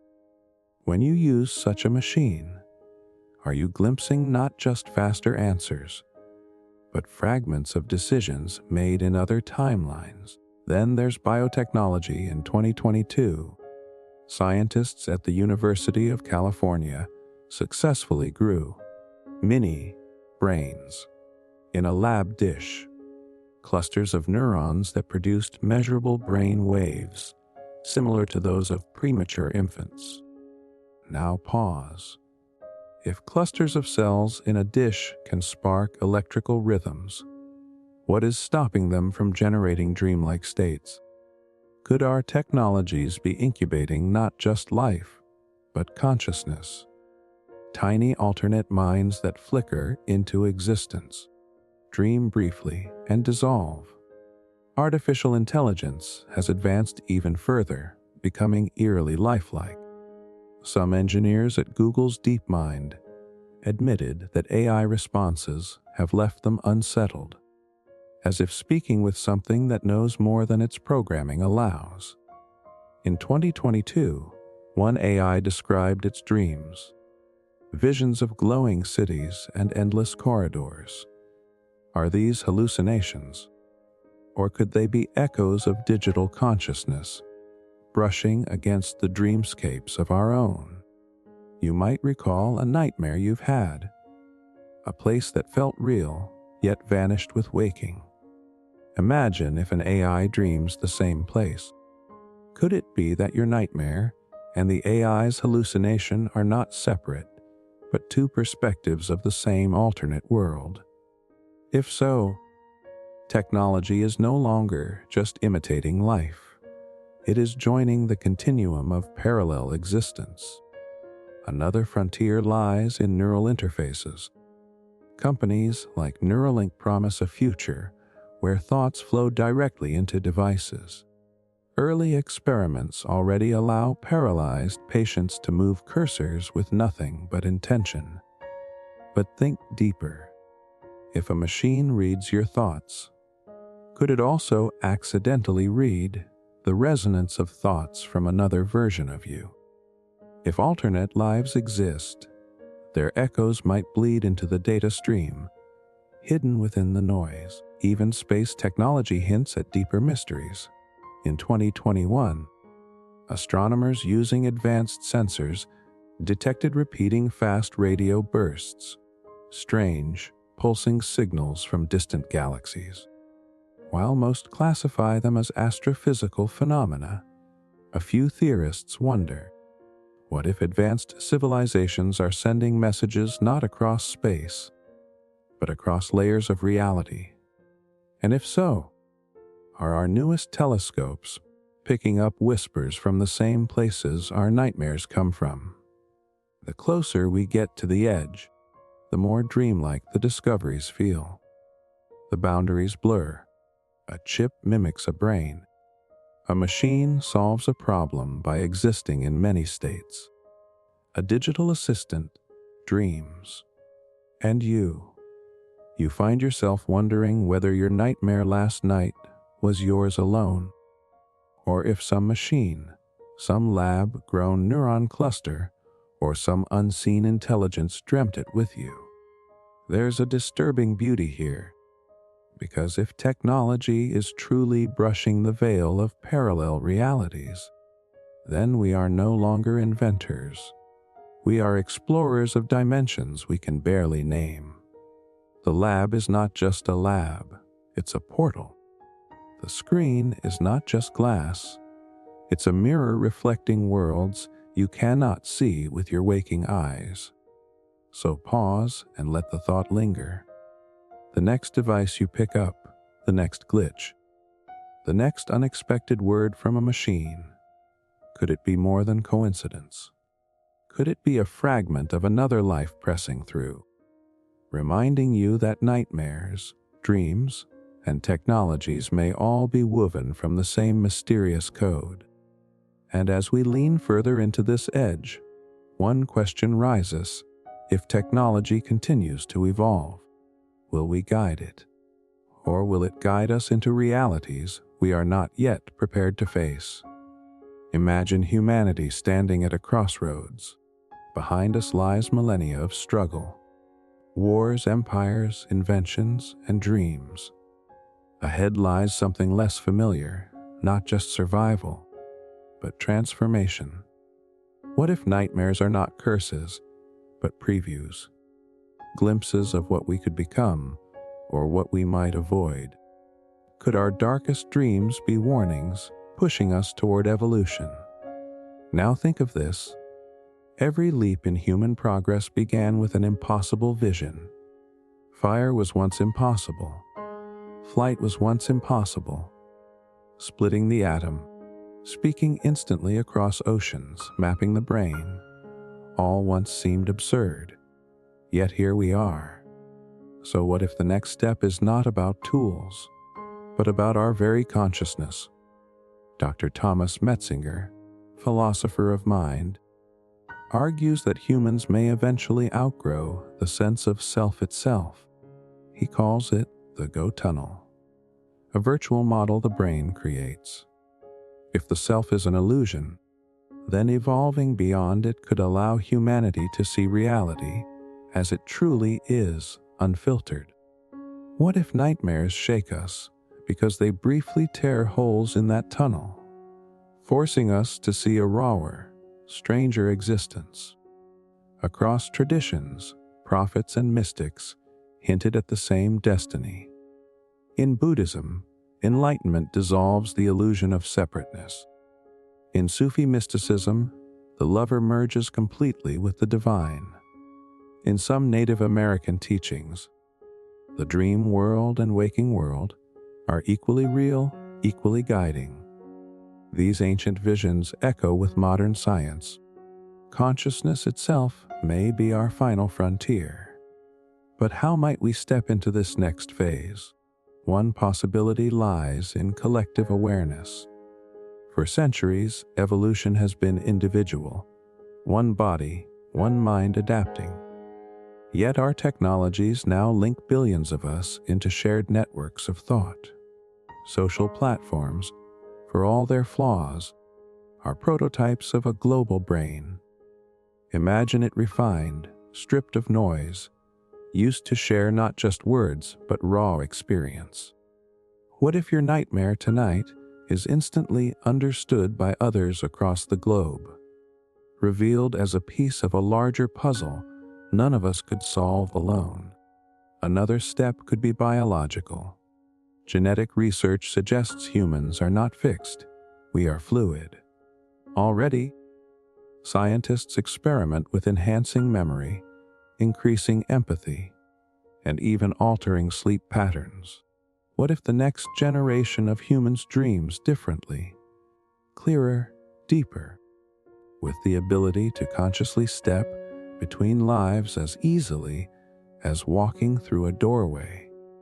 Would nightmares then become practice grounds, safe simulations of futures we haven't lived yet? Yet perhaps the most profound step will not be technological or biological, but ethical. As we touch the edges of parallel lives, we must ask, how do we live responsibly, knowing each choice may ripple across realities? If in one life you choose kindness, and in another you choose cruelty, which path defines you? Maybe the next step for humanity is learning to integrate all versions of the self, to accept that we are both the dreamer and the dreamed. Picture this: a child born 50 years from now drifts into sleep. Instead of chaos or terror, they step calmly into a nightmare, knowing it is one thread among many. They walk through fire without fear, listen to shadows without judgment, and return to waking life carrying wisdom from beyond. That child will not separate nightmare from life. Both will be part of their education. As you imagine this future, allow yourself to wonder, could it be that nightmares have always been teaching us that what felt like punishment was preparation? Perhaps humanity's next step is already written in the stories we whisper before bed, in the visions we fear but cannot escape. The bigger picture is this: evolution is not just about better machines or stronger bodies. It is about awareness. It is about awakening to the truth that every dream, every nightmare, every flicker of consciousness is part of a grand design pulling us forward. And as you drift deeper now, ask yourself, are we moving toward that design willingly? Or are our nightmares pushing us there because we refuse to wake up? As our exploration of consciousness and existence nears its conclusion, we arrive at the most daunting mystery of all, the end of the universe itself. What if the cosmos we perceive, with its galaxies, stars, and infinite wonders, is not the final stage of reality, but rather the greatest illusion of all? Imagine for a moment that everything, from the smallest particle to the grandest supercluster, is simply a projection of a deeper, hidden reality. The universe may not be the ultimate truth, but a stage, a theater where consciousness plays out its infinite dramas. Modern cosmology predicts several possible endings: the Big Freeze, where the universe expands forever until all stars burn out; the Big Crunch, where it collapses back into itself; or the Big Rip, where space-time tears apart under accelerating expansion. But what if these apocalyptic endings are not destruction at all, but transformation? The death of the universe could be nothing more than the transition to another level of consciousness, an awakening into a reality beyond space and time. Some physicists suggest that our cosmos may be part of a multiverse, where each universe is born, evolves, and dies, only to give rise to new realities. Others argue that the universe is a simulation, a digital dream running on incomprehensible cosmic hardware. If that's true, then the universe's end might not be an apocalypse, but simply a system reset, a return to the source code where all possibilities reside. But here lies the most profound question. If the universe itself is an illusion, then what is real? Is there a true, ultimate reality beyond all appearances? Or is existence an endless hall of mirrors, where every truth reveals itself to be another layer of the dream? Perhaps consciousness is the only constant, the eternal witness behind every illusion, every creation, and every ending. And so, we are left with a haunting possibility: that the universe we love and fear, with all its beauty and chaos, is not the final destination, but a shadow of something far greater. To awaken from the universe's illusion may be the last step of our journey, or the first step into an infinite beyond. What does it mean to live in harmony with something you can never fully grasp? The unknown has always loomed at the edges of human experience, a vast expanse of mystery that seems both terrifying and inviting. Some people resist it, trying to build walls of certainty around their lives. Others lean into it, finding a kind of strange peace in knowing that not everything must be explained. But what if living in balance with the unknown is not only possible, but essential to the evolution of human consciousness? Imagine this: you wake up tomorrow, and every single question you've ever had about existence is answered. You know where you came from, what dreams mean, why death happens, and whether or not you truly exist in multiple realities. At first, it might feel like relief, but very quickly, it would strip life of mystery, and with it, much of the beauty. Mystery is not a flaw in reality, it's a feature. It's the pulse that keeps curiosity alive and pushes the mind toward greater possibilities.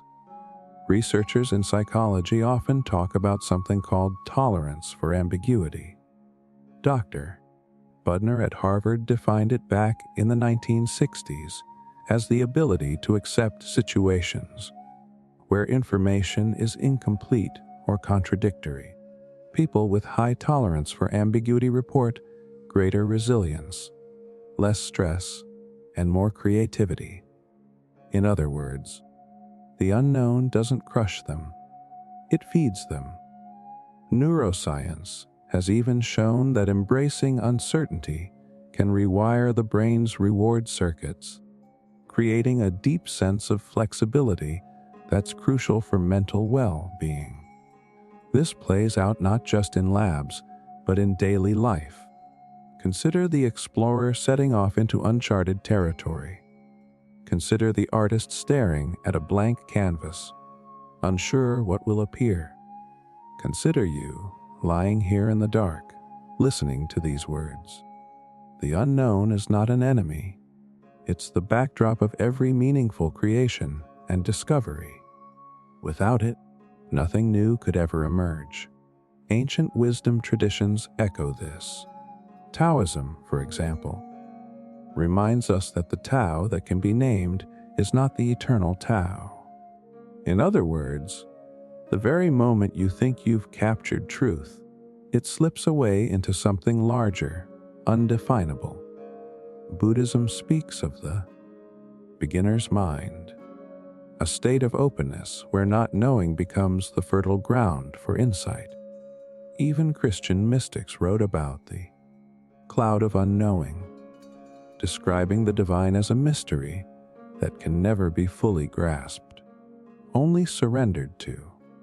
And yet, surrendering doesn't mean giving up. It means dancing with the mystery rather than fighting against it. When physicists like Dr. Richard Feynman admitted, "I think it's much more interesting to live not knowing than to have answers which might be wrong," they were pointing toward a deeper wisdom. Certainty is often an illusion, but wonder is real. So how do you live with the unknown? You breathe into it. You treat it not as a dark void, but as fertile soil. You remind yourself that unanswered questions do not diminish life. They enrich it. You allow dreams to stay strange, death to stay mysterious, and consciousness to stay vast. And perhaps, as you let your body grow heavy and your mind drift, you realize the unknown has always been here with you, surrounding you like an ocean. You've been swimming in it your entire life, whether you noticed or not. Tonight, you are invited to stop resisting and simply float, because in the end, harmony with the unknown might not be about conquering it, but about letting it cradle you like the endless night sky. As this long journey through mysteries, paradoxes, and possibilities reaches its closing moments, one question lingers gently in the air. What does it mean to carry these ideas back into your waking life? You've wandered through landscapes of dreams and consciousness, glimpsed forgotten wisdom, and explored the fragile edges of science. But as you drift here, somewhere between awareness and sleep, there's one truth that cannot be ignored. Life itself is already stranger than anything we could invent. Think of how fragile and miraculous your very existence is. Out of billions of possibilities, you are here, listening now, breathing in this moment. Each inhale reminds you that life is fleeting. Each exhale reminds you that life is abundant. And just as every dream eventually fades into waking, so too does every life blend into something larger. Perhaps this something is another dream. Perhaps it is a great silence. Perhaps it is something so vast no words will ever reach it. Science can measure brain waves, catalog star systems, and simulate new dimensions. But it still pauses before the question of why. Philosophers can build intricate arguments, but they too fall short. Even spiritual traditions, rich with symbolism and guidance, admit that their stories are only fingers pointing at the moon, never the moon itself. This means that every time you look for an ending, what you really find is another doorway. And yet, there's peace in that, because maybe the point was never to solve reality like a puzzle, but to experience it like a song. Songs don't need to be solved. They are felt, absorbed, lived. Perhaps your life, with its dreams, questions, and uncertainties, is the same. A melody flowing through time, carrying you gently toward whatever comes next. As you reflect on the many mysteries we've uncovered together, notice the rhythm of your breath. Notice how your body has grown heavier, more relaxed. The stories, the science, the myths, all of them now weaving together into a soft, shimmering fabric that covers you like a blanket. You don't need to hold on to every detail. You don't need to remember every name or theory. What matters is the feeling of wonder and the calmness that comes when you release the need to know everything. Ancient mystics once said that the greatest wisdom is to know that you do not know. Modern scientists echo that in their own way, admitting that the universe remains more unknown than known. And you, lying here tonight, have walked the line between both worlds, the world of questions and the world of rest. So let these final words become not just information, but a lullaby. Allow yourself to float in the mystery, to sink gently into the sea of not knowing, because even in uncertainty, you are safe. Even in mystery, you are whole.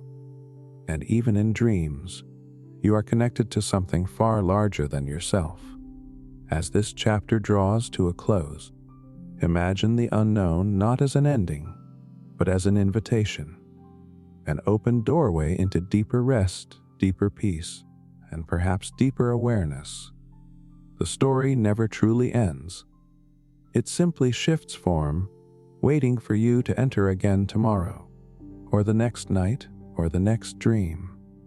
For now, there is nothing left to do, nothing left to solve, only to rest. Let go. Drift. Surrender. The mystery holds you. And as your eyes grow heavy, you may realize the greatest secret of all, that perhaps the dream you are about to enter is not separate from reality, but simply another page in the endless book of existence.